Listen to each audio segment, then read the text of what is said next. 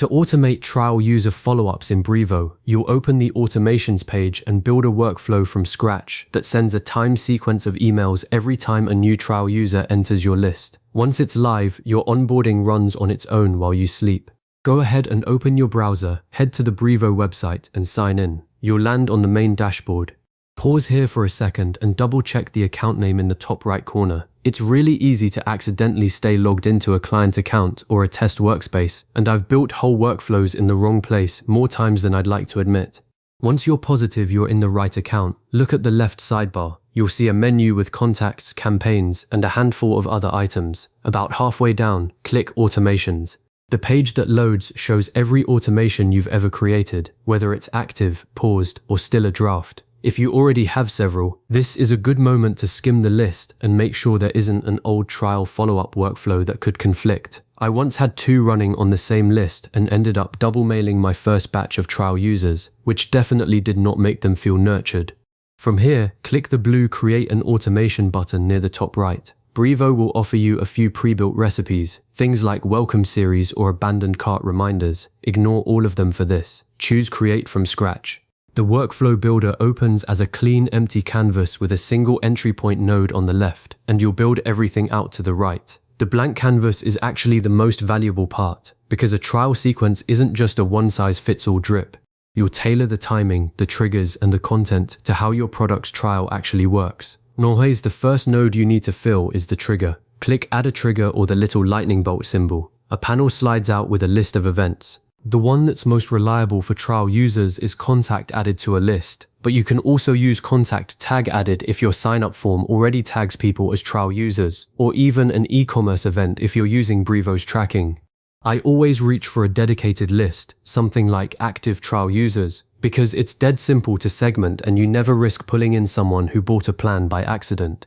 If you don't have that list yet, you can create it now by clicking the plus icon next to the list selector. Once you've picked your trigger, click Save.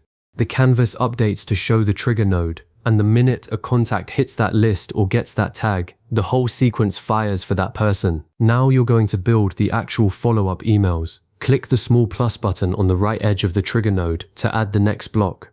Choose Time Delay. This is where you pause before the first email. I personally set the very first email to send immediately after the trigger, so I set the delay to 0 minutes, but you can use a short wait like 5 or 10 minutes if you want to avoid the welcome bumping into any transactional sign-up emails. Either way, click Save.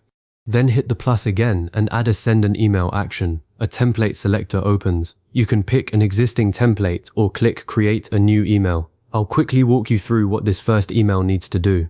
It's your welcome message. So give it a subject line that reinforces the trial start, like your 14-day trial is all set, here's your first step. Inside, don't dump the feature list. Give them one single action to take right now. Maybe watch a 90-second video or import some data, because the open rate on this first email is always the highest, and you want to turn that attention into a quick win that makes the product feel useful immediately. After you've saved that email, the builder returns you to the canvas, and you'll see the email action attached to the delay. Now repeat the pattern, plus button, another time delay, another send an email, and so on. I normally space my trial emails something like this. Day 0, immediate welcome. Day 2, a feature spotlight that solves a specific problem. Day 5, a case study or testimonial from a real customer. And Day 8, a gentle upgrade reminder with a straightforward here's what you're paying after the trial. Lock in a discount today. Call to action. The key with the delays is to use actual numbers that match when your users typically get value. If your product takes 3 days to really click, don't push the upgrade email on day 2. You'll just annoy people. And here's a gotcha that bites a lot of first-time builders. The delays in Brevo are measured from the moment the contact enters that particular step, not from the very first trigger. So if you chain 3 one-day delays back to back, the third email sends 3 days after the second one, which may be what you want, but it's easy to miscalculate and think you've built a 3-day total sequence when it's actually 6. Double-check your total timeline by reading the little timestamps that appear under each node as you build. Every time you configure a send an email step, you're selecting or creating the message. I make sure each email highlights exactly one feature, includes one relevant resource link, and ends with a clear single CTA button. Avoid the temptation to cram 5 things into one email. Trial users have short attention spans, and a focused message always converts better.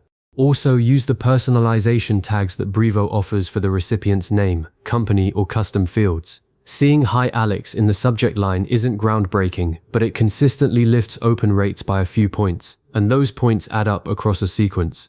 Once you've added your full sequence, 3, 4, maybe 5 emails, look at the top bar and click Test Workflow. Brevo will validate the logic and give you a green check mark if everything is connected properly. But don't stop there. Click the little Run Test button and enter an email address you control, preferably one that's already in your trial list as a test contact. Watch your inbox and make sure the first email arrives after the exact delay you set, and that all the links and CTAs work. I once had a sequence where a delay accidentally got set to 30 days instead of 30 minutes. That test run saved my launch. When you're happy with the test results, click the Activate button at the top right. The workflow status changes to a green active badge, and Brevo starts listening for new contacts who match your trigger. At this point, your follow-up automation is live.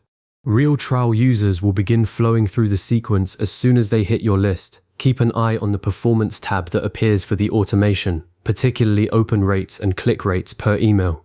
If you see a big drop-off after email 2, you might need to shorten the gap or change the subject line. And if your trial to paid conversion starts climbing, you'll know the timing and content are dialed in.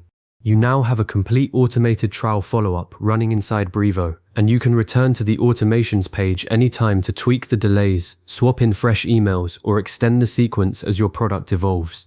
A good next step is to set up a parallel automation that removes users from the trial sequence the moment they upgrade, so they don't keep getting upgrade prompts after they've already paid. If you ever need to revisit the steps, save this video to a playlist. I'll see you in the next one.